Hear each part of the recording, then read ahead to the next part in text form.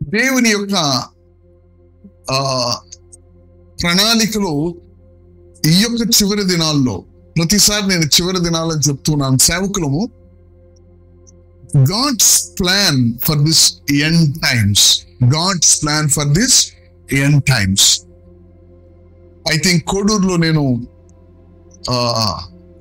Sons of God గురించి, దేవుని కుమారుని గురించి దైవ సేవకుల మీటింగ్ లో మాట్లాడా.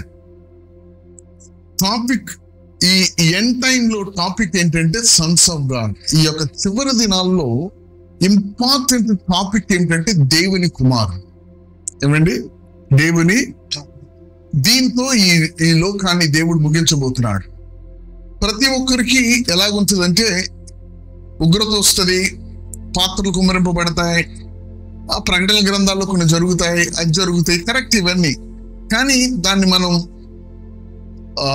మరిగించి బాయిల్ డౌన్ చేసి దాని యొక్క రూట్ చూస్తే, దేవుడు ఈ లోకాన్ని తన కుమారుల ప్రత్యక్షతతో ముగించబోతున్నాడు.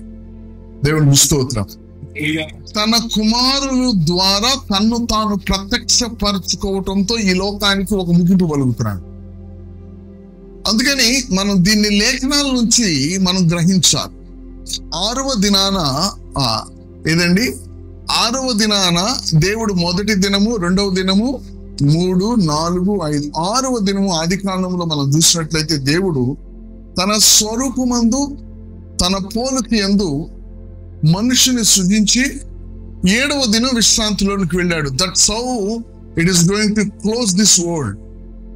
ఆది కాండము 7 రోజుల్లో జరిగిందే ఈ యొక్క ఆది కాండము 2వ అధ్యాయం నుంచి ప్రకటన గ్రంథం 21వ అధ్యాయం వరకు కూడా ఆ ముగింపు ఈ 7వ రోజుకి వచ్చి పడుతుంది. ఇంకంతకంటే ఎక్కువ ఏం లేదు. అంటే అంత గొప్ప గొప్ప దైవజనులు కూడా చెప్తారు. అది ఏంటంటే ఈ 6 రోజుల్లోనే మొత్తం బైబిల్ అంతా ఈ 6 రోజుల్లోనే ఉంది అని. అందుకని 6 రోజులను 6000 రోజులు అంటారు. ఇప్పుడు మనకి 7000లోకి వచ్చాం. కానీ 6000కి 7000కి మధ్య ఉంది కృపా టైం అంటున్నాం అని చెప్పి అన్నారు. అంటే వాళ్ళు ఎందుకు అన్నారంటే, నువ్వు దేవునితో నిన్ను నువ్వు సమానంగా పోల్చుకుంటున్నావు కాబట్టి నువ్వు నరుడు అయ్యుండి అని యేసు ప్రభు వారిని సిలువ వేయడానికి వెనకాడలేదు. ఇక్కడ గమనించాల్సిన విషయం ఏంటంటే, యేసు ప్రభు దేవుని కుమారుడు, దేవుని యొక్క స్వరూపం. స్లోగా మిమ్మల్ని నేను అసలు టాపిక్ లోకి తీసుకువెళ్తాను. దేవుని యొక్క కుమారులు ప్రభు ఏమన్నాడు? వారు ఏలేవారు అన్నాడు.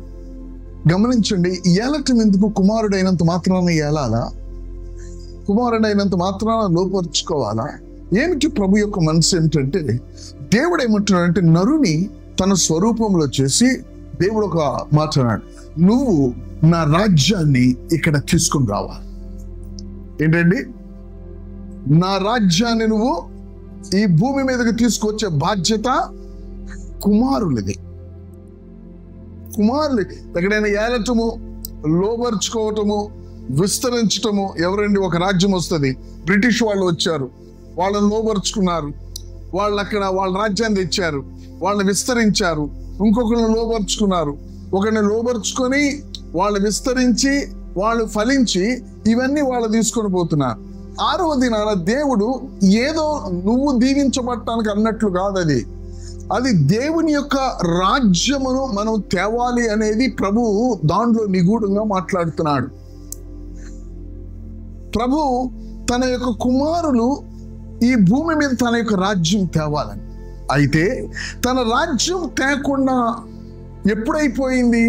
రాజ్యాన్ని ఎందుకు తేలేకపోయారు వాళ్ళు అంటే, దేవునికి అవిధేయులయ్యారు. ఏంటండి? దేవునికి అవిధేయులయ్యారు. దేవునికి గనక విధేయులైతే రాజ్యాన్ని తీసుకువచ్చేవారు. ఆ వైపుగా నేను ఈ రోజున మీతో కొన్ని మాటలు నేను చెప్తాను. చాలా ప్రాముఖ్యమైన విషయాలు. ఈ చివరి దినాల్లో మన యొక్క హృదయాలు దేవుని రాజ్యం కొరకు పట్టబడాలి. దేవుని రాజ్యం కొరకు పట్టబట్టం. అయ్యా, మరి మేము చేస్తుంది, మనం అందరం చేస్తుంది దేవుని రాజ్యపు పనే కదా అంటే, మనము కొన్ని చేస్తూనే కొన్ని చోట్ల మనం మార్క్ మిస్ అవుతూ ఉంటాం. అది మనం చాలా జాగ్రత్తగా గ్రహించాలి. దేవుని యొక్క కుమారులు దేవుడికి ఈ భూమి మీద ఉన్న హోప్, నిరీక్షణ, ఈ భూమి మీద దేవుడికున్న నిరీక్షణ దేవుని కుమారులు మాత్రమే. దేవునికి స్తోత్రం. దేవుని కుమారులు మాత్రమే ఈ భూమి మీద దేవుడుకున్న నిరీక్షణ. అందుకనే ఆయన 6వ దినాన ఏమన్నాడంటే, మీరు లోపరుచుకోండి. ఇప్పుడు చేపల్ని, ఏమండి, జంతువుల్ని, ఆకాశ పక్షుల్ని లోపరుచుకుంటే నీకు ఒరిగేది ఏంటి? ప్రభు ఏమన్నాడు? మీరు అనేకమైన పిచ్చుకల కంటే విలువ కలిగిన వారు అని అన్నాడు కదా. మరి పిచ్చుకలతో ఏం పని దేవునికి? పక్షులతో ఏం పని దేవునికి? పశువులతో ఏం పని దేవునికి? పశువులకి మూతికి చిక్కం పెట్టద్దంటే దేవుడు పశువుల గురించి చింతిస్తున్నాడా? దైవజనుడు గురించి చింతిస్తున్నాడని కదా పౌలు అన్నాడు. అంటే పశువుల గురించి, పక్షుల గురించి, భూమి మీద లేకపోతే నీళ్ళు ఉన్న మత్స్యాల గురించి దేవుడు అంతగా చింతిస్తున్నాడా నువ్వు ఏలాలి అని? కాదు. దేవుడు తన కుమారునికి ఒక పెద్ద మ్యాండేట్ ఇచ్చాడు. ఏంటండి మ్యాండేట్? మీరు ఈ భూమి మీదకు నా రాజ్యం తేవాలి, మీ బాధ్యతని. గమనించండి, మన భుజాల మీద దేవుని రాజ్యం తెచ్చే ఒక బాధ్యత ఉంది. దేవుని రాజ్యము ఏ విధంగా మనం తీసుకుని వస్తాము అనేది లేఖనాల నుంచి మనం స్పష్టంగా ప్రభు లేఖనాల్లో గుప్తపరిచి ఉన్న వాటిని మనం గ్రహించాలి. అవి మనం తెలుసుకొనకుండా అపవాది మనలను అదే మార్గంలోకి తీసుకువెళ్తాడు. అదే రూమ్లోకి వెళ్తాం, కానీ మనం చూడాల్సింది, మనం గమనించాల్సింది మనం గమనించకుండా వేరేవి చూసి ఇదే ఆ గదిలో అనుభవం అనుకుని ఇంకో గదిలోకి వెళ్ళటానికి ప్రయత్నం చేస్తాం. కానీ మనం ఇంకో గదిలోనికి వెళ్ళకపోవటం గురించి మనకు అర్థమవుతుంది. ఎందుకంటే ఆ గదిలోనికి వెళ్ళాలంటే ఈ గదిలో నీకు సరైన అనుభవం ఉండాలి. మనం అనుకుంటాం, మరి నాకు ఈ గదిలో ఉంది మంచి అనుభవమే కదా, మరి ఆ గదిలోకి నేను ఎందుకు వెళ్ళటం లేదని నువ్వు అనుకుంటావు. ఈ గదిలో ఏ అనుభవం కావాలో ఆ అనుభవాన్ని నువ్వు పొందినప్పుడు ఆ గదిలోనికి నువ్వు వెళ్ళదు. నేను ఈరోజు అది చెప్పను, కానీ ఒక మాట మీ మనసులో ఉంచుతాను. కింగ్ ఫిషర్ ఉంది. కింగ్ ఫిషర్ ఏంటండి? అది బర్డ్, అది గాల్లో ఎగురుతుంది. కానీ అది తినేది ఏమిటో తెలుసా? ఫిష్, చేపలు తింటుంది. అది గాల్లో ఎగిరినట్లు నీళ్ళల్లో ఎగరగలదా? అదేం చేయాలి తెలుసా? ఎగిరేది గాల్లోనైనా దాని ఆహారం నీళ్ళల్లో ఉంది. అదేం చేస్తుందో తెలుసా? దాని యొక్క లాస్ట్ ఐ థింక్ మీటింగ్ లో నేను చెప్పాను, నో యువర్ డైమెన్షన్ అని. ఏంటండి? నిన్ను దేవుడు ఏర్పాటు చేసింది నువ్వు ఎరగాలి. నేను ఇంకో మాట చెప్తున్నాను మీకు. నేను సపోజ్ ఒకవేళ నీళ్ళల్లో ఉండి భూమి మీద ఉన్న వాటిని శాసించగలవా? సరే, భూమి మీద ఉండి నీళ్ళలో ఉన్న వాటిని శాసించగలవా? సరే, నీళ్ళల్లో ఉండి ఆకాశంలో ఉన్న వాటిని శాసించగలవా? శాసించలేవు కదా. అదే ఆకాశంలో ఉన్న వాటిని శాసించాలంటే నువ్వు ఆకాశంలో పక్షిరాజులాగా తయారవ్వాలి. నీళ్ళలో ఉన్న వాటిని శాసించాలంటే నీళ్ళల్లో పెద్ద మత్స్యంగా మారాలి. భూమి మీద ఉన్న వాటిని శాసించాలంటే భూమి మీద ఉన్న వాటిగా మారాలి. పక్షిరాజు ఆకాశానికి రాజు, ఏమండి? ఆ తర్వాత సింహం భూమి మీద రాజు, మనిషి. ఆ తర్వాత మనం 3-4 ముఖాల గురించి ఆ రోజు నేను మాట్లాడాను. దేవుని యొక్క రిప్రజెంటేటివ్ మనిషి భూమి మీద. మన జీవితాల్లో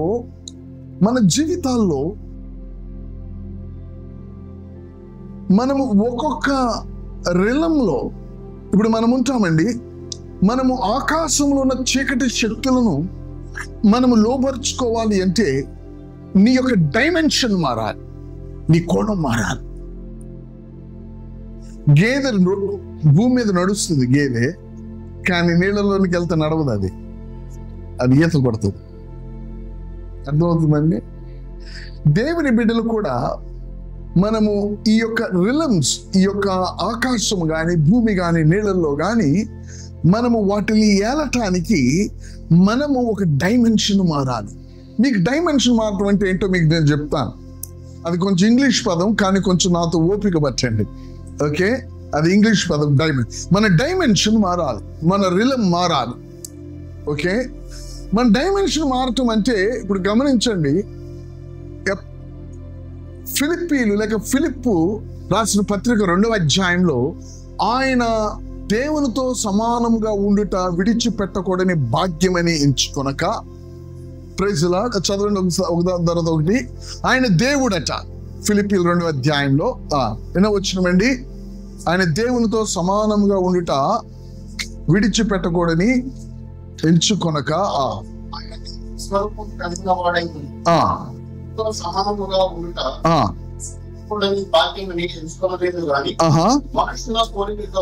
చూడండి, దేవుడు డైమెన్షన్ మారింది.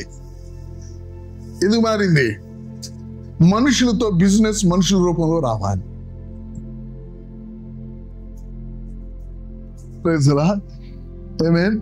మనుషుల రూపంగా వచ్చి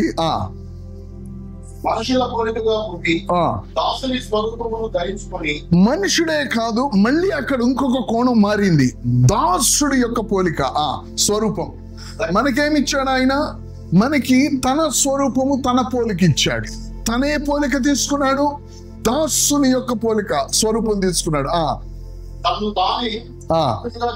మనల్నేమో కుమారులుగా చేశాడు, తనేమో రిక్తుడుగా చేసుకున్నాడు. మనకేమి లేని వాళ్ళని ఉన్నవాళ్ళుగా చేశాడు, ఉన్నవాడు లేనివాడుగా మార్చుకున్నాడు.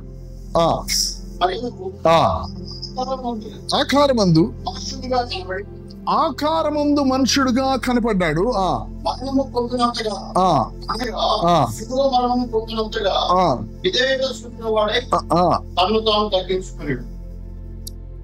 తను సిలువ మరణమగునంతగా తగ్గించు. ఇవేంటో తెలుసండి?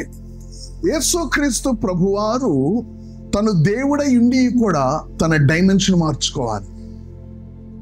Praise the lord. మనుషుల్లోనికి రావాలి, మనుషులకు దాసుడు స్వరూపం రావాలి, ఆకారమందు మనుషుడుగా కనబడాలి, తన్ను తాను రిక్తుడుగా చేసుకోవాలి. ఆ తర్వాత ఆయన మరణమగునంతగా, సిలువ మరణమగునంతగా తన రూపాంతరం చెందాలి. అప్పుడు ఆయన మరణం పొందితే మరణం మీద జయం. ఆయన మరణం పొందకుండా మరణం మీద జయం లేదు ఆయనకి. ఆయన మనుషులలోనికి రాకుండా మనుషులకి ప్రాయశ్చిత్తం కాలేడు. ఆయన దాసుని స్వరూపము ధరించుకోకుండా ఆయన అందరికంటే గొప్పవాడు కాలేడు.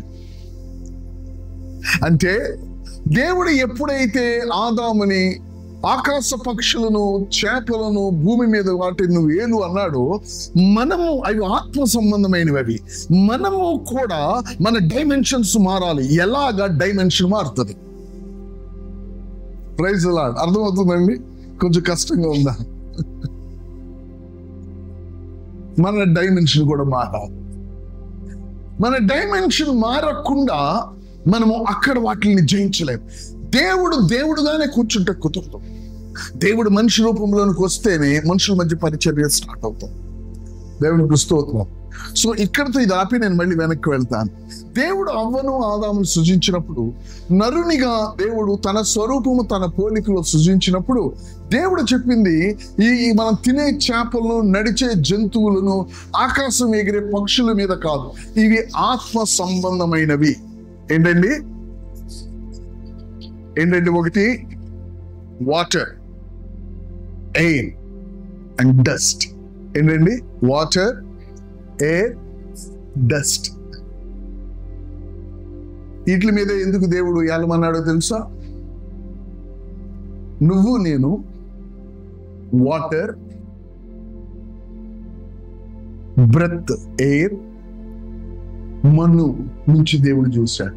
నువ్వు దేనిని బట్టి నువ్వు చేయబడ్డావో దానిని నువ్వు ఏలాలి మొదట. అర్థమవుతుందండి మీకు? దేవుడు ఊరికినే పరలోకాన్ని ఏలు అనలా, లేకపోతే నరకాన్ని ఏలు అనలా. ఎందుకంటే అది భూమి క్రింద ఉంది, అది నరకం. లేకపోతే చీకటిని ఏలు అనలా. దేవుడు ఏది పడుతుంది అనలా. 3 విషయాలు చెప్పాడు. ఆ 3 విషయాలు దేవుడు వాటర్ అండ్ దెన్ బ్రెత్, ఆ తర్వాత డస్ట్. మన్ను నుంచి నువ్వు చేయబడ్డావు కాబట్టి మన్ను ఎర్త్ మీద ఉన్నదాన్ని నువ్వు ఎలా. దేవుడు మనకేదో గొప్ప విషయం, మనం దేనిని బట్టి చేయబడ్డామో దాన్నే ఏలాలన్నాడు దేవుడు. మన జీవితాల్లో మనకి దగ్గర 70% నీళ్లు ఉంటాయి. ఈ 70% నీళ్ళల్లో ఉండేవి కొన్ని చీకటి ఆత్మలు ఉంటాయి. వాటిని ఏలే ఆత్మలు అక్కడ ఉన్నాయి. భూమి మీద ఏలే ఆత్మలు భూమి మీద ఉన్నాయి. ఆకాశంలో మనకు అది తెలుసు, ఆకాశ మండలంలో దురాత్మల సమూహం అని. అవి ఎక్కడ? కింద వాటి మీద పనిచేస్తున్నాయి. అవి అవి ఉన్నాయి. మనము ఆకాశంకి ఎక్కకుండా వాటిని కొట్టలేం, నీళ్ళలోనికి వెళ్ళకుండా దీన్ని కొట్టలేం, భూమి మీదకి రాకుండా దాన్ని కొట్టలేం. వీటిలన్నిటికీ అతి ప్రాముఖ్యమైన ఒక ఇంపార్టెంట్ సీక్రెట్ ఏంటో తెలుసండి? మనము మన డైమెన్షన్ మారాలి. ఎగిరే పక్షి, నువ్వు చూసి పక్షి అనుకుంటావు, అది నీళ్ళల్లో చేపలు పట్టుకోవడానికి వచ్చేటప్పుడు అది ఒక బాణం లాగా వస్తుంది, దాని రూపం మారిపోతుంది. ఏంటంటే దాని డైమెన్షన్ మారుతుంది. అది రెక్కలు విప్పుకొని రాదు. అది ఎట్లా వస్తుందండి? ఒక బాణం లాగా వస్తుంది. దేవుని యొక్క బిడ్డలము మన డైమెన్షన్ చేంజ్ అవ్వాలి అంటే ఒక ఇంపార్టెంట్ చూడండి. ఒక వ్యక్తి దేవునిని నిర్ణయించుకోవటం నేర్చుకోవాలి. మొదట నా రాజ్యమును నా నీతిని మొదట. నేను ఒక చోట ఒక సువార్త చెప్తున్నాను. ఈ యొక్క విషయం అక్కడ సువార్తలో చెప్పాను. సేవకులకి మనకి అది వేరే కోణంలో చెప్తాను. దేవుడు ఏ ఫలము తినాలి అనేది నిర్ణయించకపోతే మనం ఏది తిన్నా పాపం కాదు. కానీ ఇక్కడ విషయం ఏంటో తెలుసండి, అది తిను ఇది తినద్దు అనేది మనం మేజర్గా చూస్తాం. కానీ అసలు మేజర్గా చూడాల్సింది ఏంటో తెలుసా? నీకు నేను స్వేచ్ఛనిచ్చాను, నువ్వు దేనిని ఏర్పాటు చేసుకుంటావో నన్ను నువ్వు ఏర్పాటు చేసుకోవాలనే స్వేచ్ఛ నీకు నేను ఇచ్చాను. ఏంటండి? నన్ను నువ్వు ఏర్పాటు చేసుకోవాలి. ఏదోను తోటలో దేవుడు ఆదాముకి స్వేచ్ఛ ఎందుకు ఇచ్చాడో తెలుసా? దేవుణ్ణి ఏర్పాటు చేసుకోవాలని స్వేచ్ఛనిచ్చాడు.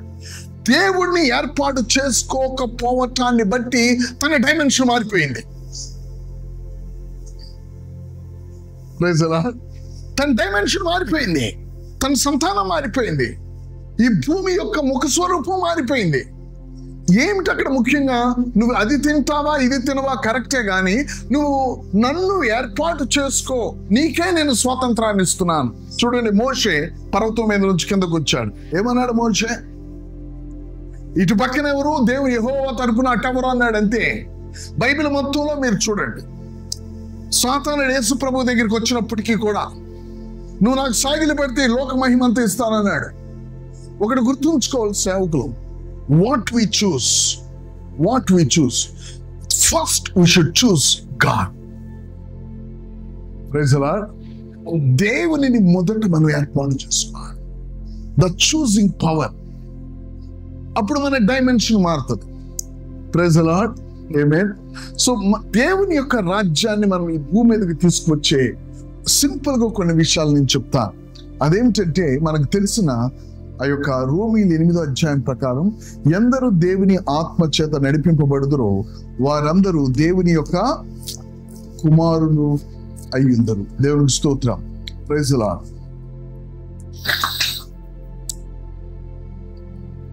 14వ వచనం 8వ అధ్యాయం.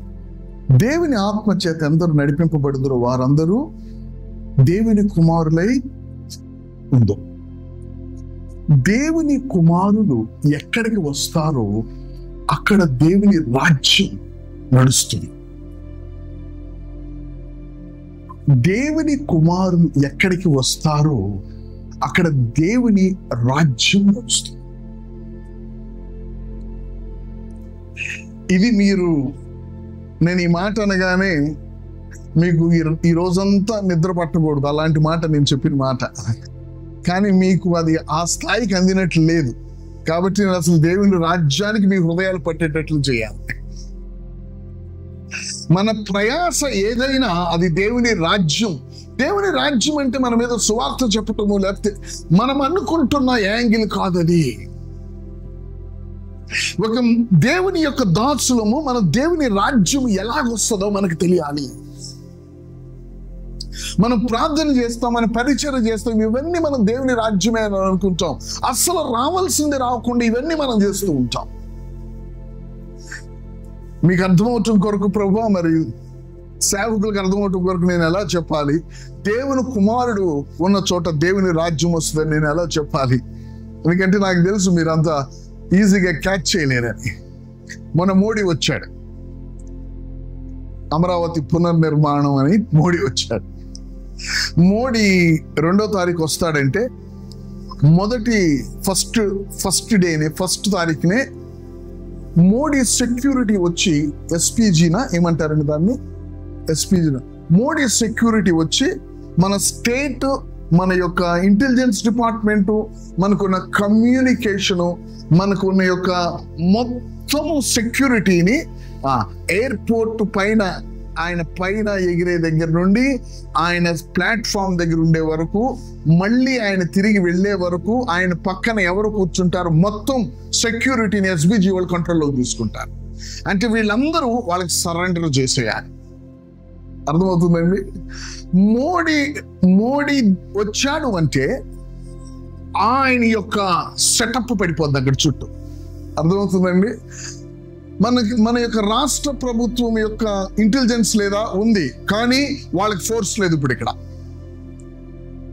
మన పోలీస్ డిపార్ట్మెంట్ ఉంది, కానీ పోలీస్ డిపార్ట్మెంట్ డీజీపీ కూడా ఆయన దగ్గరికి వెళ్ళటానికి వీల్లేదు. ఎందుకంటే ఇప్పుడు ఆయన వచ్చినప్పుడు ఆయన సెటప్ వస్తుంది. ఆయన రాకపోతే అప్పటి వరకు ఇంకా ఫోర్స్ లో ఉండదు, అందరు వెయిట్ చేస్తారు. ఆయన రాగానే ఆ ప్రోటోకాల్ పనిచేస్తుంది. అర్థమైందండి? మీరు అలాగే గమనించండి, దేవుని కుమారుడు రాగానే ఆ ప్రోటోకాల్ పనిచేస్తుంది.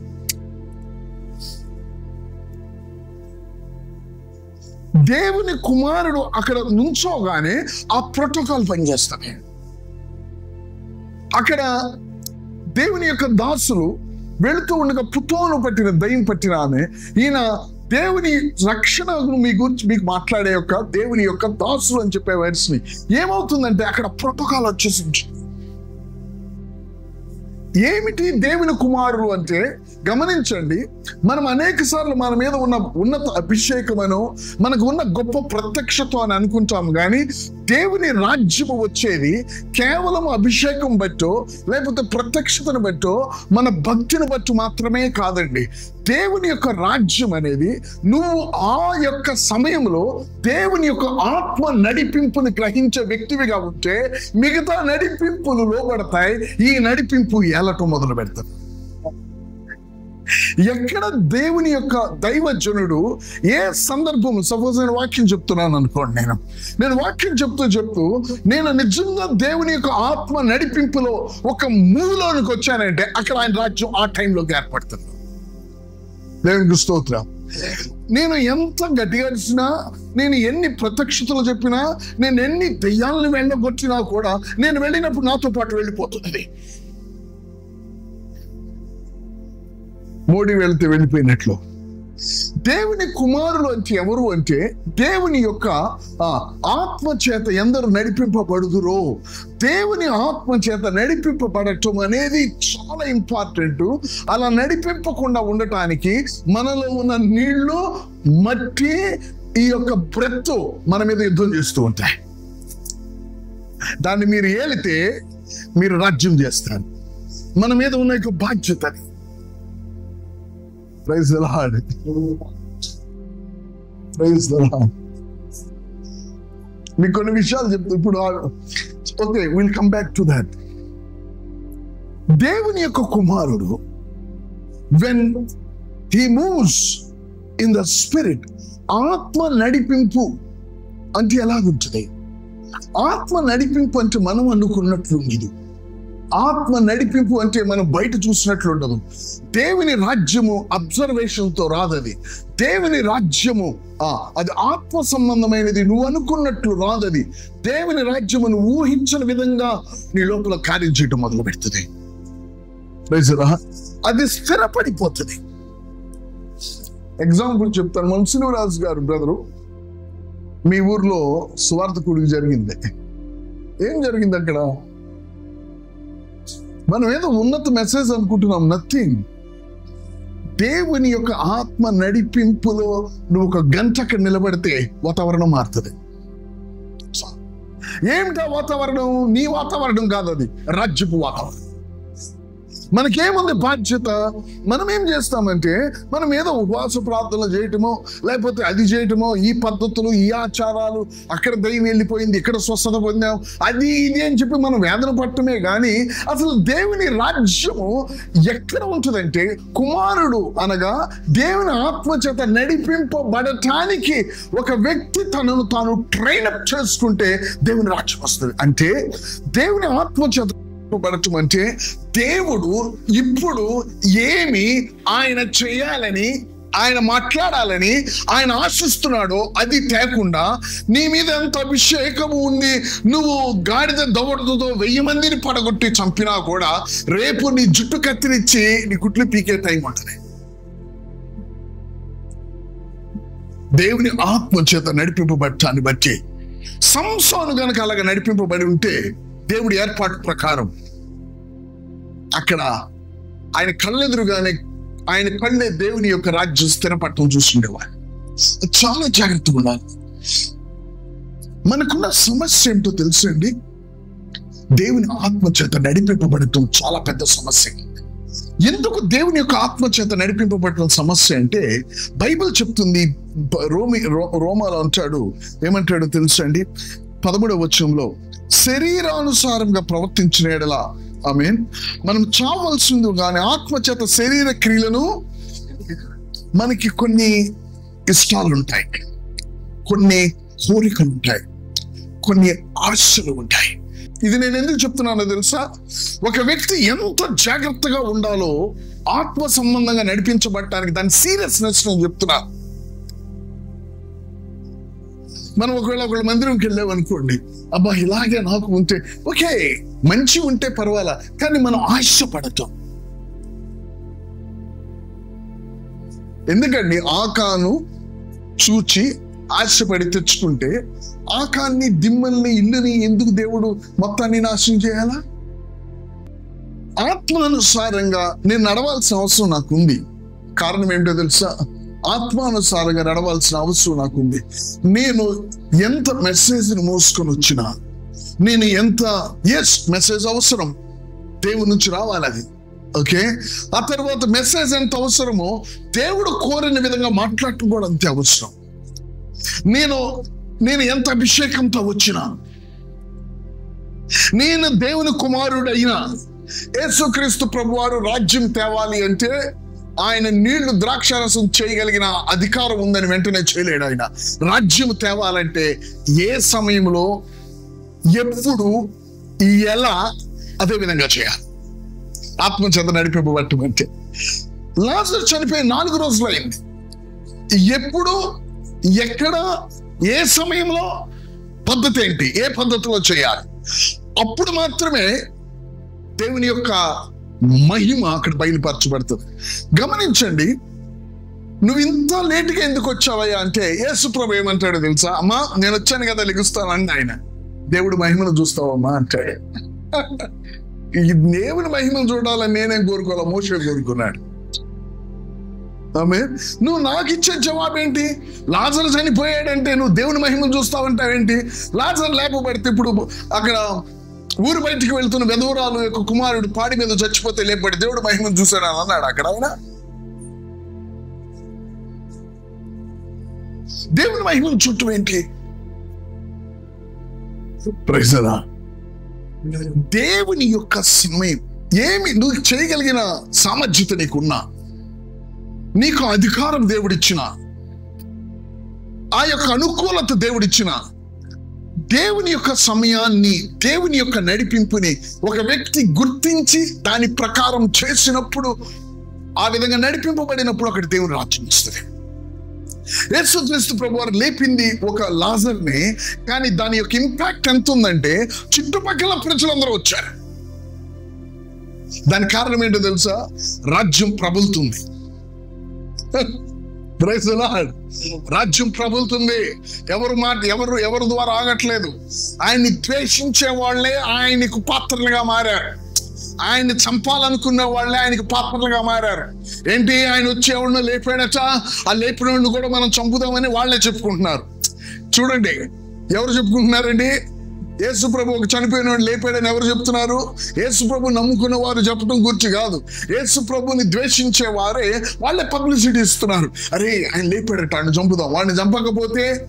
వాడిని చంపకపోతే అందరు దేవుని నమ్ముకుంటారు కాబట్టి ఆయన చంపుదాం అని. యేసు ప్రభు లాజర్ని లేపాడట 4 రోజుల తర్వాత అని వీళ్ళు ఎక్కువ చెప్తున్నారు. వీళ్ళని బట్టి ఇంకా ఎక్కువ మంది వచ్చారు అక్కడికి. ఈ చివరి దినాల్లో దైవజనుడికి చాలా ప్రాముఖ్యమైన విషయం ఏమిటంటే దేవుని ఆత్మ చేత నడిపింపబడాలి. గమనించండి, మనం అనేకమైన మీటింగ్స్ చూస్తాం. మీరు గమనించండి, అనేక టీవీ ప్రోగ్రామ్స్ చూస్తాం. ఎంతో బలమైన దైవజనులు దేవుని చేత ఉపయోగింపబడటం చూస్తాం. కానీ నువ్వు చెప్పాలి, ఇది ప్రభు మా పట్టణానికి కావాలనుకుంటున్నాడు, ఇది దేవుడు మా సేవకులు కావాలనుకుంటున్నాడు, ఇదండి మా అవసరత అని చెప్పేది నువ్వు ఎక్కడైనా చూసావా? చాలా తక్కువ. దేవుడికి చెప్పండి, కొడదాం. దేవుడికి స్తోత్రం. మన మీద బాధ్యత ఉంది. ఎవరి మీద ఉందండి? మన మీద బాధ్యత ఉంది. ఇదండి అవసరమైంది, ఇది కదా దేవుడు కావాలనుకుంటుంది అని ప్రజల సాక్ష్యము. ఇది మన యొక్క బాధ్యత, మన భారం. ఇది దేవుడికి స్తోత్రం. మనకెంతైనా తెలియచ్చు, మన మీద అంత అభిషేకమైన ఉండొచ్చు. దేవుడు చెప్పాల్సిన అవసరం లేదు. కొన్నిసార్లు నీకు దయ్యాలను వెళ్ళగొట్టొచ్చు, కానీ నీ మనసు రాజ్యం మీద ఉండాలి. దేవుని రాజ్యం వచ్చే విధానం ఒకే ఒక విధానం, కుమారుల ద్వారా మాత్రమే రాజ్యం వస్తుంది. దేవునికి స్తోత్రం. కుమార్తెల ద్వారానే రాజ్యం వస్తుంది. పసి పిల్లల ద్వారా రాజ్యం రాదు. దేవునికి స్తోత్రం. హల్లెలూయా. మనకు ఒక కరిష్మా వచ్చింది అనుకోండి, ఉన్నట్లుండి ఏమండి, ఒక కరిష్మా వస్తుంది, నువ్వేం చెప్పినా పర్వాలా, అన్నిటికీ తలుపుతాం. కానీ నేను అట్లా కాదు. నేను విషయాన్ని చూసి, ఎందుకంటే నా యొక్క హృదయం మండేది వేరే విషయాలు. ఎందుకు? దేవుడి నుంచి వచ్చిందా, ఎక్కడైనా చెప్పిన మెసేజా, తన లోపల దేవుడు ఇప్పుడే ఓపెన్ చేసి తనలో జరిగిందా, తనలో జరుగుతూ ఉండగా చెప్పాడా, ఇంకా జరగలేదా, లేకపోతే ఎక్కడైనా బాగుందని విని చెప్పాడా? ఇవన్నీ నీకెందుకు? దేవుడు జరగాల్సింది జరగాలనే వాంఛ కాబట్టి ఇవన్నీ వస్తాయి. Praise the lord. I used to sit and then listen. ఒక స్థాయికి వచ్చినప్పుడు నువ్వేం చెప్పినా అది మనకి ఒక ట్రాప్, మనకి అదొక డేంజర్. అదొక డేంజర్ మనకి. మనం ఏం చెప్పినా ప్రజలు వినేస్తారు అనుకున్నప్పుడు అదొక డేంజర్ మనకి. గమనించాలి. నీకు మనస్సాక్షి ఉంది. దైవజనురాలకి నీకు మనస్సాక్షి ఉంది. మనము చర్చిలో లేచి నిలబడి దేవుని యొక్క మాటలు తీసుకొస్తాం. నువ్వు దేవుడు తీసుకురమ్మదే తీసుకొచ్చావు, కానీ నువ్వు దేవుడు తీసుకురమ్మన్న విధంగా తీసుకురాలేదని నీ మనస్సాక్షికి తెలుసు. అప్పుడు మెసేజ్ ఇంకా పొడవవుతుంది. ఎందుకంటే ఇది అన్లోడ్ కాలేదనుకో, అన్లోడ్ చేయడానికి నువ్వు కష్టపడతావు, అది వెంటనే ముగించబడదు. ఇంకో 5 నిమిషాలు ఇంకోటి ఏదో ఎగ్జాంపుల్ చెప్తావు, ఇంకో 5 నిమిషాలు ఇంకో ఎగ్జాంపుల్ చెప్తావు, ఇంకో 5 నిమిషాలు ఇంకో ఎగ్జాంపుల్ చెప్తావు. ఎన్ని ఎగ్జాంపుల్స్ చెప్పినా నీ ఆత్మలో లోడ్ అయినది అన్లోడ్ అవ్వదు. అర్థమైందండి? నీ ఆత్మలో లోడ్ అయిన అన్లోడ్ అవ్వాలి అంటే నీకు ఆత్మ సంబంధమైన మాటలు కావాలి. ఆత్మ సంబంధమైన మాట మాత్రమే అది డౌన్లోడ్ చేయగలదు. ఆత్మ సంబంధమైన మాట నువ్వు నేర్చుకోవాలి. ఆత్మ చేత నడిపింపబడినప్పుడే అది మనం నేర్చుకోవాలి. దేవుని రాజ్యము మాటే కాదు, శక్తి కూడా. దేవునికి స్తోత్రం. అది మన హృదయాల్లో చేసే బలమైన శక్తి. అది మన భారం ఏంటో తెలుసా? దేవుని యొక్క కుమారులు లేకుండా దేవుని రాజ్యం రాదు. ఎంతమంది మారు మనసు పొందినా, ఎంతమంది పరిశుద్ధాత్మతో నింపబడినా, ఎంతమందికి గొప్ప గొప్ప అభిషేకాలు ఉన్నా, నీ దగ్గర ఎన్ని తలాంతులున్నా, కుమారుల ద్వారానే రాజ్యం వస్తుంది. Praise God. That eats my heart. కుమారులు అంటే నడిపింపబడాలి అంటే వాళ్ళ లోపల ఉన్న విషయాలను వారు ఓవర్కమ్ చేయగలగాలి. వాళ్ళ శక్తితో కాదు, దేవుని యొక్క ఆత్మతో అనే యొక్క లెసన్ వాళ్ళు నేర్చుకోగలగాలి. Praise the Lord. Amen. ఏదో ఒక పొరపాటున ఎవరినో తిట్టడమో, ఎవరి మీదో కొంచెం ఆయాసపడటమో జరుగుతుంది సేవకుడికి, వాళ్ళు విసిగించడం బట్టి. నీకు చర్చిలో అదే మెసేజ్ వస్తుంది. నువ్వు ఏదైనా పొరపాటు చేస్తుంటావు, యేసు రక్తం మనల్ని ప్రతి పాపం నుంచి కడుగుననే మెసేజ్ వస్తుంది నీకు. ఏమండి, మనుషులమే కదా అందరూ. ఇది నేనెందుకు చెప్తున్నాను, మీ గురించి చెప్పడం కాదు నేను అనేది. అసలైన దానిని మనం పట్టుకోలేక ఇటువంటి వాటితో దేవుని రాజ్యం వస్తుందా?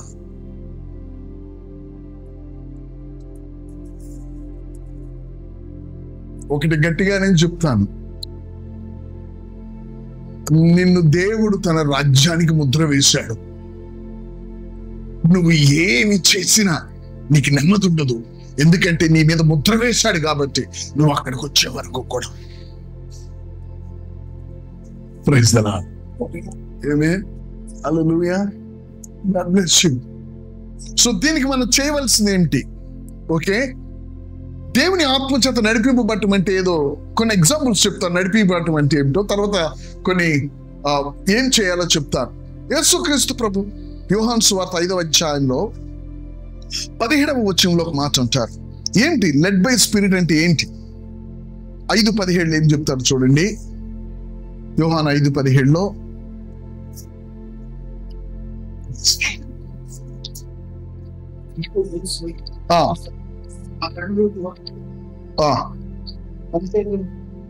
అయితే యేసు నా తండ్రి ఇది వరకు పని చేయుచున్నాడు, నేను చేయుచున్నానని వారికి ఉత్తరం ఇచ్చాడు.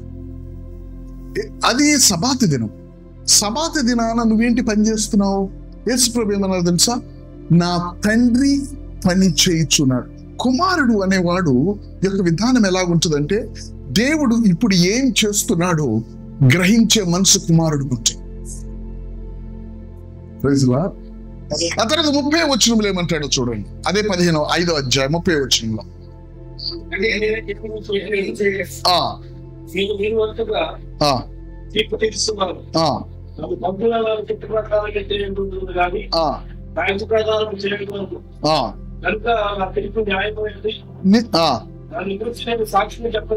చాలు.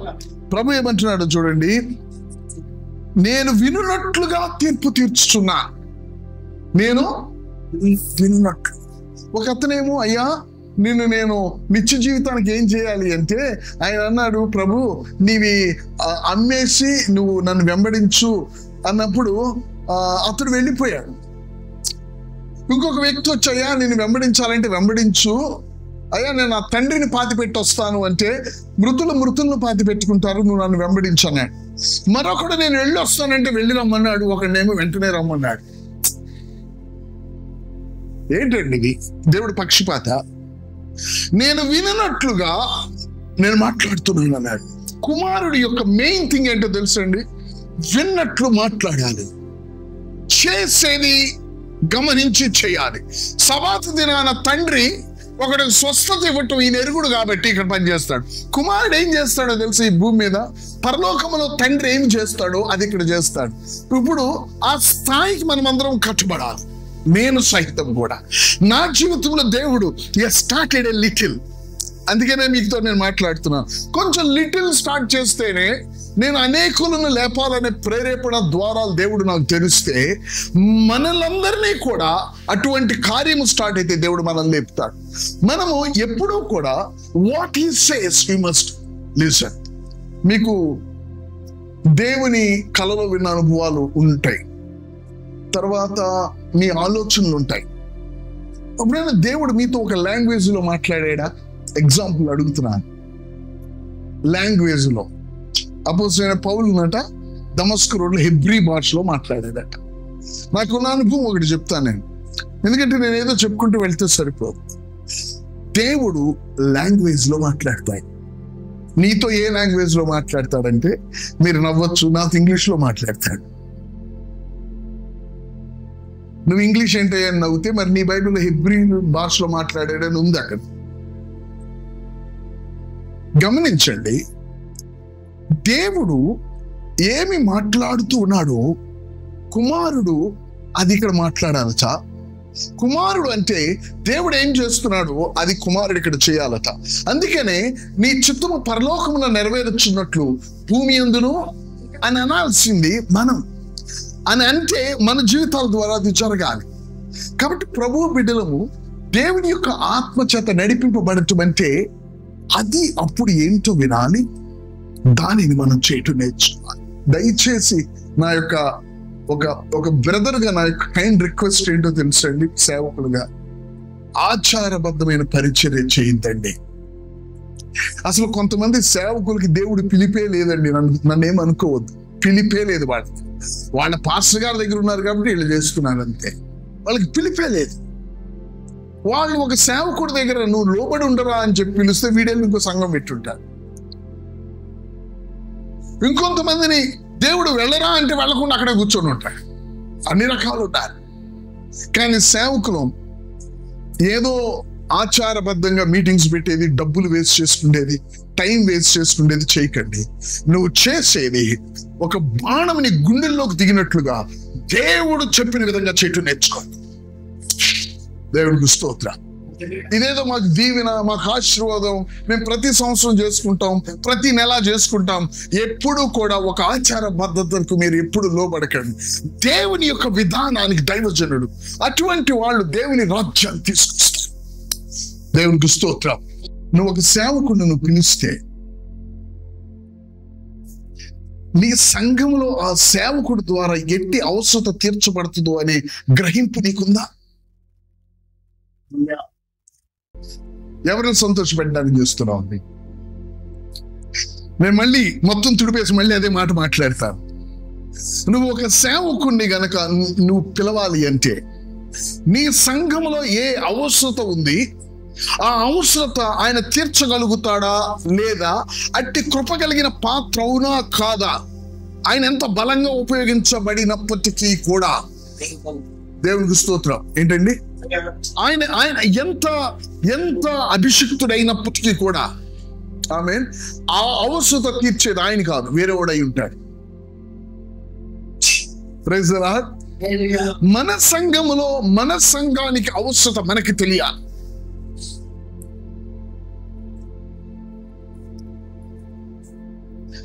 నువ్వేదో బలంగా ఉపయోగింపబడుతున్నావు అని చెప్పి నేను మీటింగ్ పెట్టేది కాదు. యేసుక్రీస్తు ఒక మెసేజ్ చెప్పకుండా 4వ అధ్యాయంలో ఆయన ఆత్మపూర్ణుడై 3 శోధనలు ఎదుర్కొని బయటికి రాగానే తన యొక్క కీర్తి అంతటను వ్యాపించింది. దేవుడికి స్తోత్రం. దేవుడి విధానం అది. ఒకవేళ మనం ఆ విధంగా చేసేవారమై ఉన్నప్పటికీ కూడా, ఒక సేవకుడు నాతో ఏదో మాట్లాడుతున్నా, నేను అన్నాను, చాలా డైరెక్ట్ గా మాట్లాడాను, నువ్వు నన్ను అర్థం చేసుకుంటావు నాకు తెలుసు, ఆ సేవకుడు ఎందుకు పిలిచాడన్నా, ఏమొస్తుందని పిలిచాడు, ఏ ఉపయోగం ఉంటుందని పిలిచాడు. నేనేమంటున్నానంటే దేవుని యొక్క ఆత్మ నడిపింపుకి మనము మందులము కాకూడదు. మన మచిలీపట్నంలో సేవకులందరం మన సంఘాల అవసరం ఏదో తెలుసు. ఎవరైనా ఒక సేవకుడు ఉన్నాడా, మన అవసరాలు తాకగలిగే సేవకుడు, అందరం కలిసి మన యొక్క పట్టణానికి ఒక ఆశీర్వాదకరంగా, ఒకటి కాకపోతే ఇద్దరు కాకపోతే ముగ్గురిని, దేవునికి స్తోత్రం, ఇతను దీంట్లో మనకి న్యాయం చేయగలడు, ఇతను దీంట్లో మనకి న్యాయం చేయగలడు, ఇతను దీంట్లో మనకి న్యాయం చేయగలడు, దేవుడు ముందు పెట్టి మనం ఆ విధంగా మనం చేయొచ్చు. గమనించండి, మనము దేవుని యొక్క ఆత్మ చేత నడిపింపబడకుండా దేవుని యొక్క రాజ్యం దేవుని యొక్క రాజ్యం రావటానికి మన యొక్క జీవితాలు మొట్టమొదటిగా మన జీవితాలు కొన్ని మనం చేయాల్సిన ఏంటో తెలుసండి, దేవుని యొక్క వాక్యాన్ని చేయాలి. ఎక్కడ దేవుని వాక్యం చేస్తారో అక్కడ దేవుని రాజ్యం వస్తుంది. ఇది మళ్ళీ ఇంతాక స్టేట్మెంట్ లాగే, నేను ఈ స్టేట్మెంట్ అంటే మళ్ళీ మీకు ఈ రాత్రి నిద్ర పట్టకూడదు, కానీ మీకు అది ఎప్పుడు విన్నదానిలాగే ఉంది, దాన్ని కొంచెం వివరించి చెప్తాను మీకు. దేవుని యొక్క వాక్యము చేయబడినప్పుడు మాత్రమే దేవుని రాజ్యం వస్తుంది. Praise the lord. యేసుక్రీస్తు ప్రభువారు ఆ యొక్క మత్తయి సువార్తలో యేసుక్రీస్తు ప్రభువారు 28వ అధ్యాయం 20వ వచనంలో 28వ అధ్యాయం 20వ వచనంలో, నేను మీకు ఏ సంగతులు ఆజ్ఞాపించుతున్నో వాటన్నిటినీ గైకొనవలెనని, ఏమండి, వాటన్నిటినీ యేసుక్రీస్తు ప్రభు వారు వెళ్ళిపోతూ మాట్లాడుతున్న మాటలు చాలా ప్రాముఖ్యమైనవి. దేవుని యొక్క రాజ్యం ఒక వ్యక్తి దేవుని మాటను గైకొనటాన్ని బట్టి మాత్రమే వస్తుంది, వేరే విధంగా రాదు. మీరు అనొచ్చు నేను గైకొంటున్నానని. మనం గైకొంటున్నామో లేదో నెక్స్ట్ స్టెప్కి వెళ్తాను. దేవుని వాక్యం గైకొనగానే ఏమవుతుందో తెలుసా అండి? దేవుని వాక్యం గైకొంటే ఏమవుతుందో తెలుసా? వాక్యములో ఉన్న అధికారం నువ్వు గ్రహించడం మొదలవుతుంది. దేవుడు చెప్పకూడదా? దేవునికి స్తోత్రం. దేవుని యొక్క వాక్యాన్ని గైకొనిన వాడికి మాత్రమే వాడు అరుపులో యేసు నామములో దెయ్యమా పో అని అరిసిన దాంట్లో ఉండదు. అక్కడ నేను గద్దించక ముందే వాడు సర్దుకుంటాడనే అధికారం నీకు తెలుస్తుంది. నువ్వు మనం కొన్నిసార్లు గద్దించడం కూడానా? యేసు ప్రభు అన్నిసార్లు గద్దించాడా? నువ్వెవరో నాకు తెలుసు అన్నాడంతే.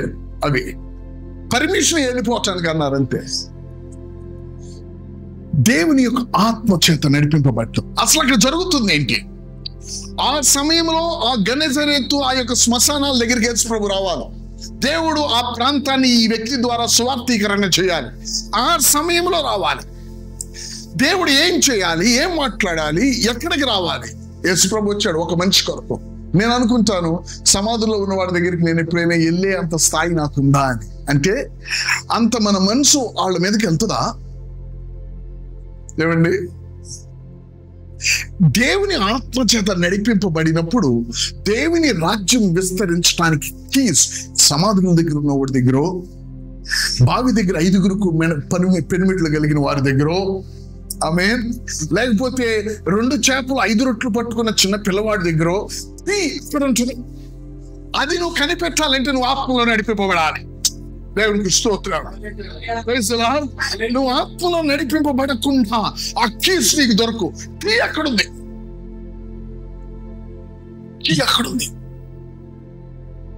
ఆయన మనకు జీవాహారము పెట్టేవాడన్న మాట ఆయన చెప్పాలి అంటే యోహాను సువార్త 6వ అధ్యాయంలో 12 గంపలకు ఎత్తిన తర్వాత ఆయన సముద్రం మీద నడిచిన తర్వాత, అయ్యా మేము దేవుని కార్యాలు చేయడానికి ఏం చేయాలని వచ్చిన తర్వాత, మీరు అక్షయమైన ఆహారం కొరకు అక్షయమైన ఆహారం కొరకు అక్షయమైన ఆహారం కొరకు కష్టపడుడని ఆ మాటలు యేసు ప్రభు చెప్పాలి అంటే అది జరగకుండా చెప్పడానికి వీలు లేదు. అది జరగాలి అంటే ఆయన టైమింగ్ లో ఉండాలి. నా సమయం ఇంకా రాలేదని టైమింగ్ గురించి ఆయన మాట్లాడాడు. దేవుని యొక్క దాసులకు టైమింగ్ అవసరం. దేవునికి స్తోత్రం. మోకరించడానికి టైమింగ్ అవసరం. కొన్నిసార్లు కొన్ని వద్దంటానికి టైమింగ్ అవసరం. ఆత్మతో నడిపింపబడినప్పుడు నీ యొక్క జీవితపు రహస్యం అక్కడే ఉండే.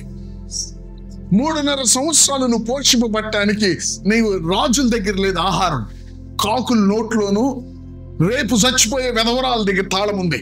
నువ్వు ఆత్మలో నడిపింపబడాలి. అక్కడ దేవుని రాజ్యం వస్తుంది. దేవసన్ని మనం ఒకటి గ్రహించాలి.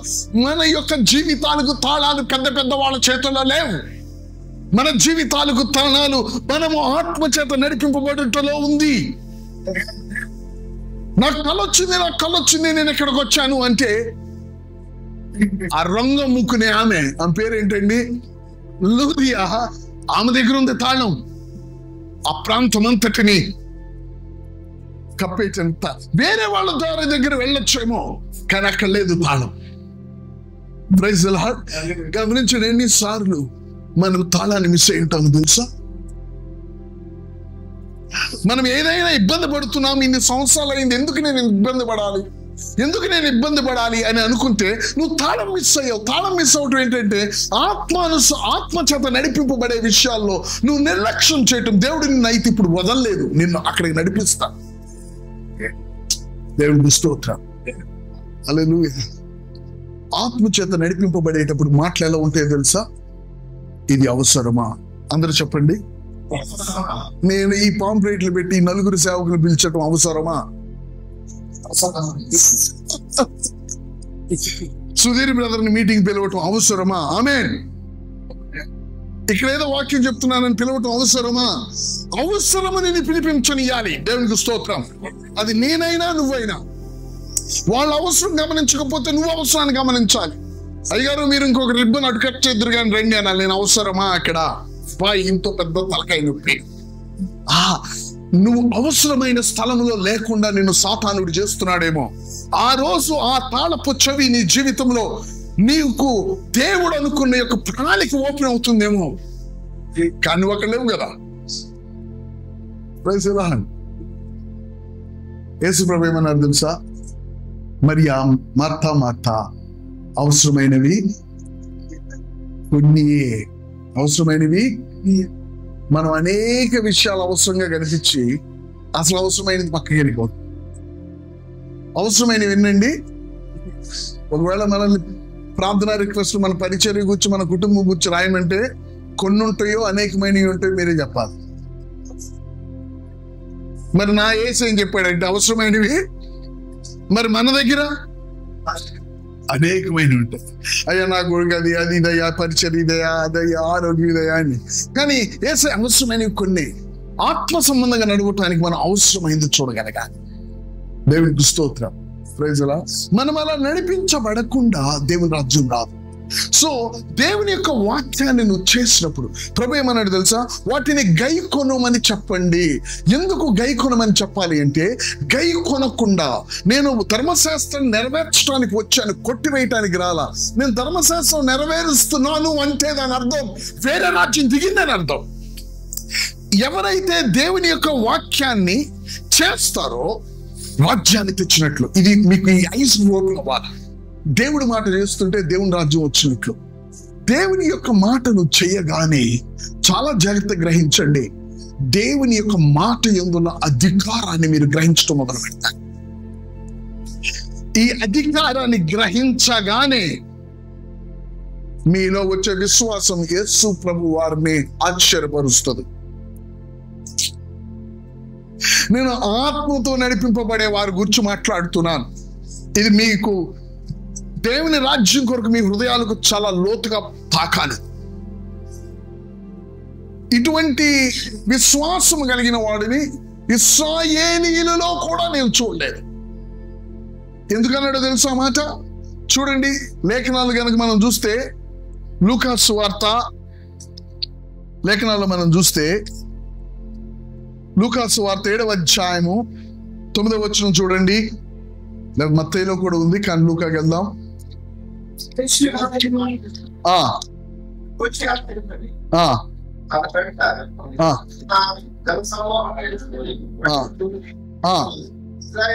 ఇజ్రాయేలీలోనైనాను ఇంత గొప్ప విశ్వాసం నేను చూడలేదని. గమనించండి, 8వ వచనానికి రండి. నేను సహా అధికారమునకు లోబడిన వాడను, నా చేతి క్రిందను సైనికులు ఉన్నారు.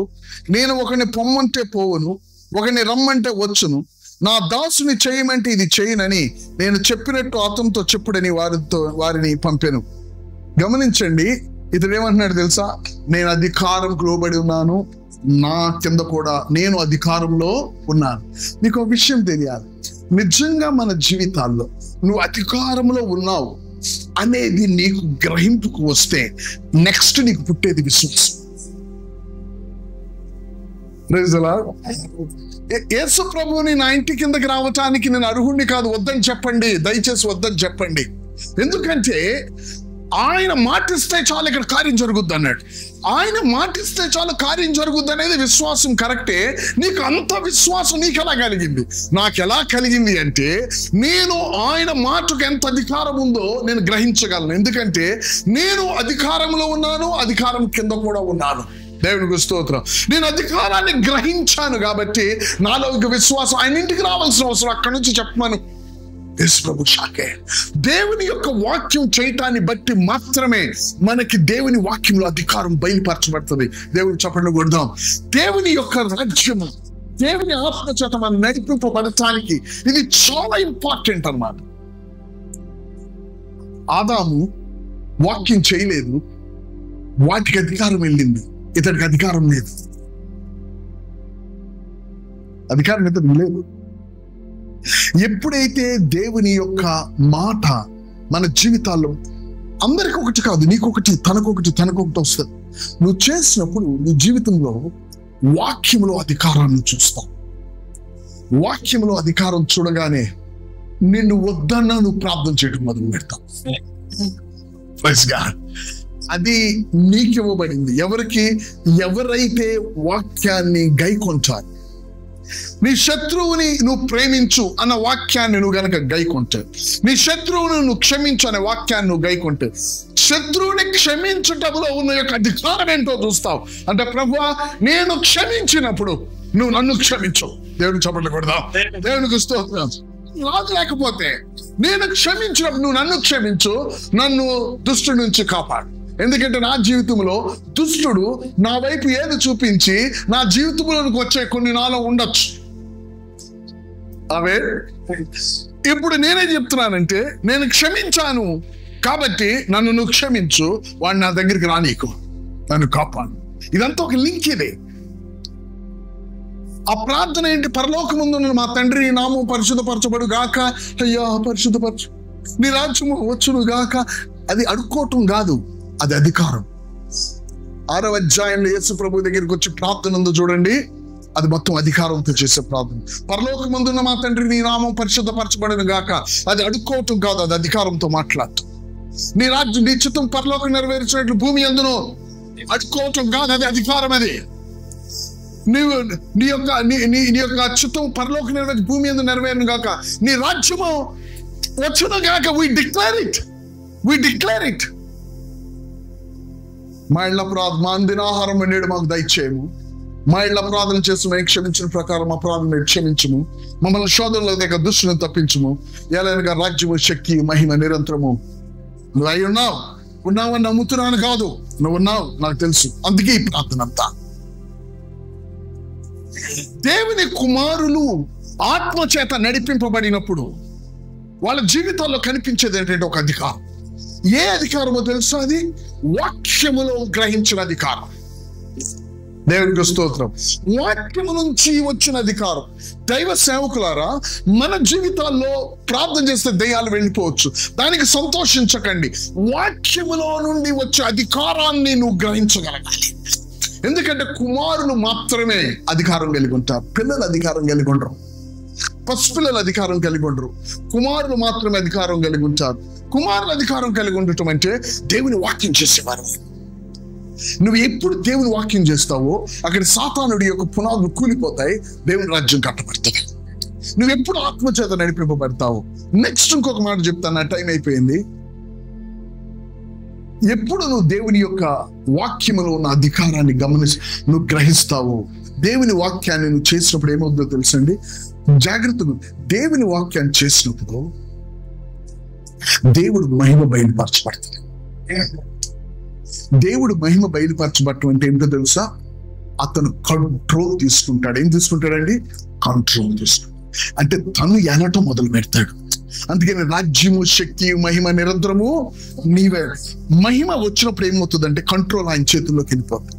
మహిమ వచ్చినప్పుడు ఏమవుతుందండి? కంట్రోల్ ఆయన చేతుల్లోకి వెళ్తుంది. మళ్ళీ చెప్తున్నాను, మహిమ వచ్చినప్పుడు ఏమవుతుంది? కంట్రోల్ ఆయన చేతుల్లోకి వెళ్ళిపోతుంది. నీ చేతుల్లో ఉండదు కంట్రోల్. ఎప్పుడైతే వాక్యము చెప్పిన విధంగా సొలొమోను దేవాలయాన్ని ప్రతిష్ఠించాడో మేఘం వచ్చి కమ్ముకుంది, కంట్రోల్ ఆయన చేతుల్లోకి వెళ్ళిపోయింది. యాజకులు ప్రతిష్ఠింపబడ్డారు. దేనికి? మందిరంలోకి వెళ్ళి సేవ చేయడానికి ప్రతిష్ఠింపబడ్డారు. బైబిల్ చెప్తుంది వాళ్ళు వెళ్ళలేకపోయారు. కంట్రోల్ యాజకుల చేతుల్లో లేదు. కోళ్ళు, పావురాలు ఏలం పాట వేయటానికి మహిమ చేతుల్లోకి వెళ్ళిపోయింది. మోషే ప్రత్యక్షపు గుడారాన్ని దేవుని వాక్య ప్రకారం చేసి తెర ముయ్యగానే మహిమ వచ్చింది. మోషే కాదు, ఎవరు వెళ్ళలేరు, ఇంక అయిపోయింది. దేవుని స్తోత్రం. ఒక వ్యక్తి మీరు ఊహించరు కానీ దేవుని వాక్యాన్ని మీరు చిన్న స్థాయిలో కానీ ఏదైనా కూడా మీరు దేవుని వాక్యాన్ని దైవజనులు మనం చెయ్యగానే దేవునికి స్తోత్రం, level of glory will take control your heart. ఒక స్థాయి దేవుడి మహిమ నీ హృదయాన్ని కంట్రోల్ తీసుకుంటుంది. ఒక స్థాయి దేవుని వాక్యములు ఉన్న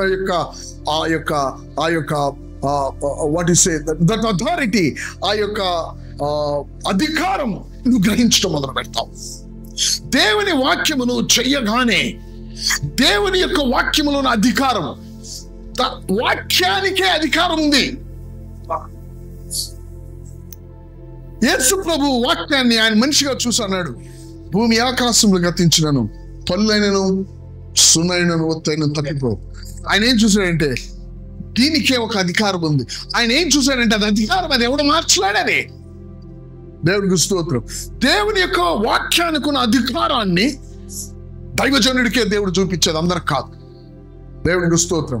మనం చూడలేకపోవచ్చు, సాతానుడు చూస్తున్నాడు. అది దైవజనులకి దేవుని యొక్క వాక్యపు అధికారం ఉందని.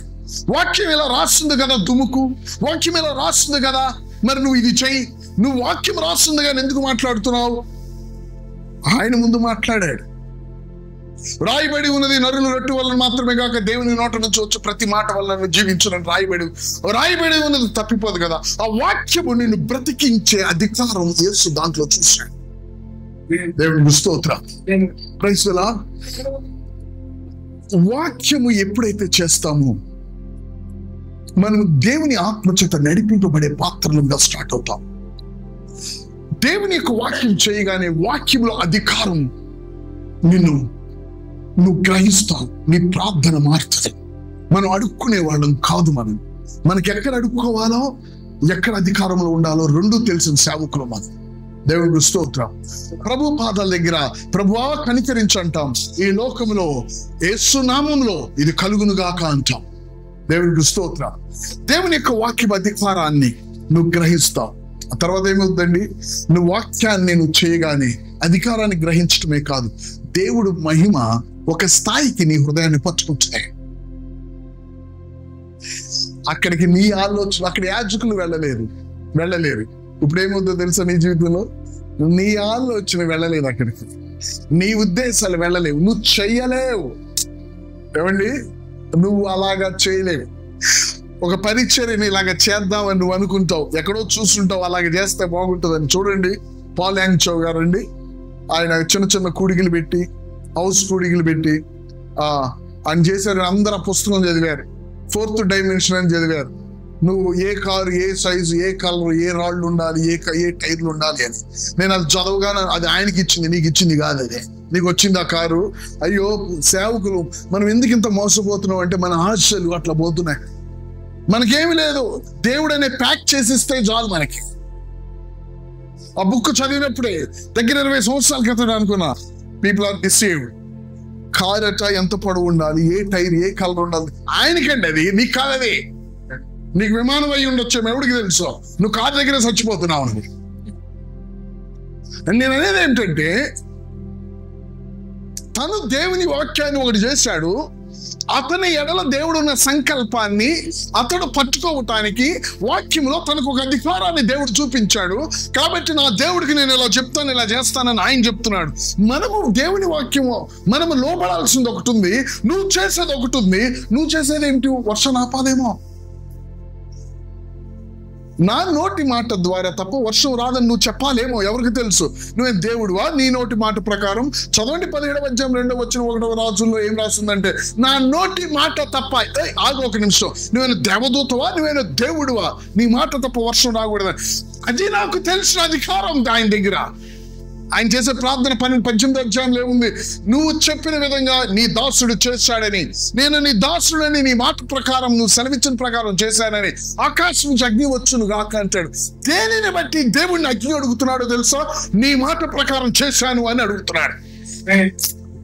దేవుని దగ్గర నువ్వు మాట్లాడటానికి, వాక్యములో అధికారాన్ని నువ్వు చూడటానికి వాక్యాన్ని నువ్వు చేయాలి. వాక్యం చేయటం అనేది మనకు చాలా చిన్న విషయంగా కనిపిస్తుంది, కానీ చేసిన వానికి అది అధికారం, అది మహిమ, అది దేవుని రాజ్యం, అది దేవుని ఆత్మచేత నువ్వు నడిపింపబడ్డాం. దేవునికి స్తోత్రం. హల్లెలూయా, హల్లెలూయా. I'm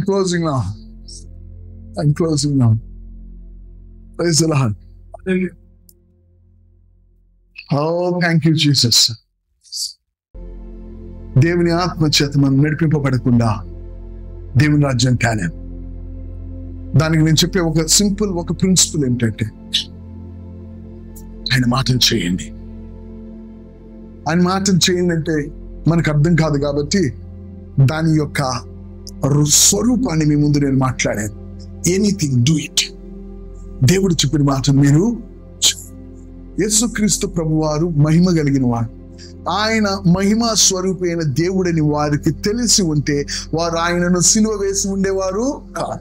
యేసుక్రీస్తు ప్రభు వారు మహిమా స్వరూపైన వాళ్ళు ఎందుకు చూడలేకపోయారు? పరిసయ్యులు శాస్త్రులు చెప్పుదురే గాని వారు చేయరు. కాబట్టి ఆయన మహిమా స్వరూపి అని ఆ మహిమను వారు చూడలేరు. అమ్మా, నువ్వు నమ్మిన ఎడల దేవుడి మహిమను చూస్తావు. నమ్మటం అంటే నేను చెప్పినట్లు నువ్వు చేస్తే చాలు. That's all. నీళ్లు పోయండి అంటే నీళ్లు పోయాల, కామ్గా కూర్చోండి అంటే కామ్గా కూర్చోవాలి. ఈ సమయంలో, ఈ యొక్క వాతావరణంలో, ఈ ఆత్మీయమైన క్రైస్తవులకి వచ్చుచున్న ఈ వ్యతిరేకమైన వాతావరణంలో చూడండి, స్టెఫెన్ అయినా అభిషిక్తుడు, ఫిలిప్ కూడా అభిషిక్తుడే కదా, వాళ్ళ దగ్గర ఉన్న 7 అభిషిక్తులే కదా వేద విధవరాళ్ళకి అన్నం పెట్టే విషయంలో. ఫిలిప్ ఆత్మతో కొనుక్కోబడిన విధానం అక్కడ కార్యం చేసింది. స్టెఫెను ఆత్మతో కొనుక్కోబడిన విధానం సౌలును పౌలుగా మార్చింది. వీరి మీద ఎంత అపోస్తులను చేతులు ఉంచి ప్రార్థన చేసినా వీళ్ళు ఆత్మచేత నడిపింపబడే పాత్రలు అయినప్పుడు మీరు అపవాదికి ముళ్ళవుతారు. నీ మీద, నా మీద ఎంత గొప్ప పిలుపున్నా, ఎంత గొప్ప అభిషేకం ఉన్నా, ఎంత గొప్ప ప్రత్యక్షతలు ఉన్నా, ఎంత గొప్ప వరములున్నా, తలాంతులున్నా, ఆయన యొక్క ఆత్మచేత నడిపింపబడకపోతే మన యొక్క జీవితం వ్యర్థం చేసే పనిలో కూడా ఉంటాడు. ఆయన ఆత్మచేత నువ్వు నడిపింపబడుతూ ఉంటే ఇవన్నీ వాడి రాజ్యానికి నష్టాన్ని తీసుకొస్తాయి, దేవుని రాజ్యాన్ని కడతాయి. ఆయన ఆత్మచేత నడిపింపబడటానికి మీకు తెలుసు ఆత్మ నింపుదల ఉండాలని, మీకు తెలుసు ప్రార్థన ఉండాలని. మీరు గ్రహించిన ఒక విషయం ఏంటంటే, దేవుని మాటను మనం విధేయత చూపినప్పుడు మనము వేరొక డైమెన్షన్లోనికి వెళ్తాం, వేరొక డైమెన్షన్లోనికి వెళ్తాం. అక్కడ నువ్వు కొన్నాటిని జయిస్తావు. అక్కడ నువ్వు నీకు ఉన్న విషయాలు అవి పట్టుకొని ఉన్నాయి, అవి తీసుకొస్తావు. నీ విషయాలు అక్కడ ఉన్నాయి, నువ్వు అక్కడికి వెళ్ళకుండా ఎలా తెస్తావు?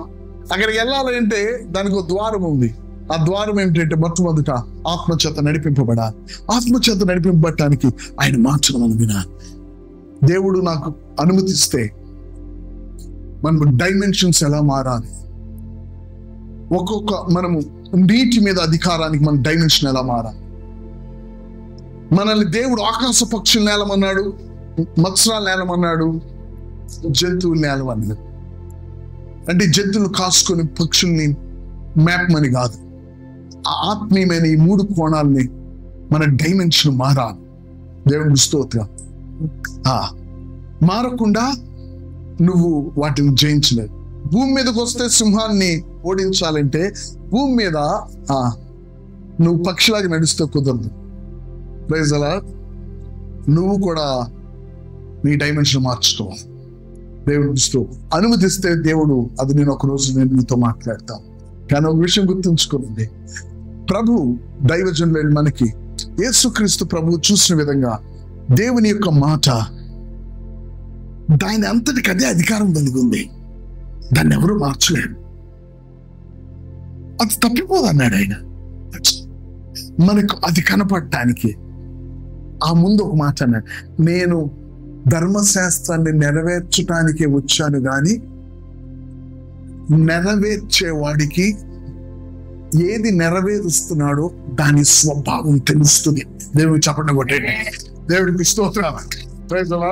ధర్మశాస్త్రమును నెరవేర్చే వాడికి మాత్రమే ధర్మశాస్త్రం యొక్క బలమెంతో, ఆ మాట యొక్క శక్తి ఏమిటో, ఆ మాట యొక్క అధికారం ఏమిటో, దాని యొక్క మహిమ ఏమిటో, దాని యొక్క సామర్థ్యత ఏమిటో దాన్ని కొట్టివేయబడనేది.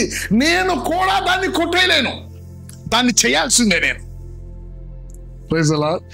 వాక్యమును చేసినప్పుడు దాని యొక్క శక్తి ఏమిటో, దాని యొక్క అధికారం ఏమిటో, దాని యొక్క మహిమ ఏమిటో నీ హృదయాన్ని పట్టుకుంటుంది. పట్టుకోగానే నీ జీవితంలో ఆయన ఆత్మచేత నడిపింపబడే పాత్రగా నువ్వు మారుతావు. God bless you. Simple thing but very powerful thing. ఒకటే మనకి అండి మార్గం. ఇప్పుడు ఒకటే మార్గం. నన్ను క్షమించండి నేను ఉపయోగించే మాటలు. నువ్వు 40 రోజులు ఉపవాస ప్రార్థన ఉండి నువ్వు దర్శనాలు చెప్పినంత మాత్రం ఏం జరగదండి. జరిగే కొన్ని జరుగుతాయి. దేవుని రాజ్యం రావాలి అంటే బిడ్డ ఎంత అందంగా ఉన్నా కొడుకు ఎంత బలవంతుడైనా కుదరదండి. బిడ్డ మెచ్యూర్ అవ్వాల్సిందే, కొడుకు మెచ్యూర్ అవ్వాల్సిందే, అప్పుడే పిల్లలు పుడతారు. నీకెంత అభిషేకం ఉన్నా, నీకెంత ఏమున్నా, ఆయన ఆత్మ చేత నడిపింపబడితేనే బిడ్డలు పుట్టినట్లుగా రాజ్యం విస్తరిస్తుంది. Praise God. ఆత్మ చేత నడిపింపు లేకపోతే ఇద్దరు పసిపిల్లలకి పెళ్లి చేసినట్లు ఉంటుంది. ఇద్దరు రాజకుమార్తెలు రాజకుమారులే, కానీ ఇద్దరికి ఏమవుతుంది? విస్తరించరు వాళ్ళు. కానీ వాళ్ళ ఒక వయసుకు వచ్చినప్పుడు వాళ్ళని కనిపితే వాళ్ళ సంతానం దేశాలు వ్యాపించింది. నోవాహుది కేవలం మాటను చేశాడు కాబట్టి. అబ్రహాం కేవలం మాటను చేశాడు కాబట్టి. మన తాతలు మాట చేశారో లేదో, అబ్రహాం వంశం ఇశ్రాయేల్ దేశంగా స్థిరపడింది. మరి మన తాతల వంశం ఆ ఊర్లో ఉన్నారండి, ఈ ఊర్లో కూడా ఉన్నారా? ఆ ఒక్క వంశం ఒక దేశం అయితే మరి మన తాతల వంశాలు ఎందుకు ఒక్కొక్క ఊర్లో ఒక్కొక్క కుటుంబం కూడా లేదు? ఆయన ఒక్కటే అంత దేశం అయినప్పుడు, మాట చేసినప్పుడు దేవునికి స్తోత్రం, విస్తరిస్తా. అందుకే దేవుడు అన్నాడు, నేను చెప్పినట్టు చేయండి, మీరు విస్తరించి, మీరు ఫలించి విస్తరించి లోపరుచుకోండి. నా మాటను చేసినప్పుడు లోపరుచుకునే యొక్క బలము, ఆధిక్యత మీకు వస్తుంది. ఆమేన్. మీరు విస్తరిస్తారు. ఈ విధంగా దేవుని రాజ్యాన్ని మనం తీసుకొస్తాం. ప్రార్థన చేద్దాం, కళ్ళు మూద్దాం. ప్రేమ కలిగిన నా పరలోకపు తండ్రి, bless you people of God. నీ బిడ్డలు దీవించండి, నీ దాసుల్ని. నీ ఆత్మచేత నడిపింపబడటం మాకెంతో అవసరం. సంసోను మీద ఎంతో గొప్ప అభిషేకం ఉంది. సరైన సమయంలో సంసోను పిలువబడ్డాడు కూడా, కానీ ఆత్మచేత నడిపింపబడినా.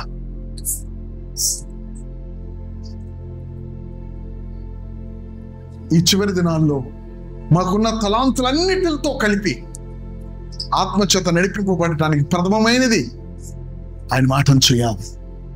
పరిశుద్ధాత్మ నింపుదల అవసరం, కరెక్టే ప్రభువా. ఆ నింపుదల ఉండి కూడా నడవని వారు ఉన్నారు. ఆత్మ నడిపింపు గ్రహించిన వారు ఉన్నారు. అపోస్తలుడైన పేతురే నేను ఎప్పుడు కూడా ఇది తినలేదన్నాడు. అపోస్తలుడైన పేతురే అపోస్తలుడైన పౌలు ద్వారా నువ్వెందుకో యూదులకి నువ్వు అన్యులకి తేడా చూపిస్తున్నావు అన్నాడు. ఆత్మ చేత నడిపింపబడగలిగాడా? అక్కడ కేవలము ఆత్మాభిషేకం ఉండటము ఒకటే నడిపింపు అనుకోకూడదండి. అది అవసరం, 100% అవసరం. ఆత్మ నడిపింపు అనేది చాలా అవసరం. అటువంటి సంఘాలుగా నీ బిడ్డలు దీవించండి. నీ ఘనమైన నామాన్ని పొందినాను. ప్రేస్వాదగా నీ బలమైన శక్తి వీరి మీద నేను చూడను గాక. ఘనత మహిమ ప్రభావాలు క్రీస్తు యేసు నామమున ప్రార్థించి వెళ్ళిపోతున్నాను తండ్రి.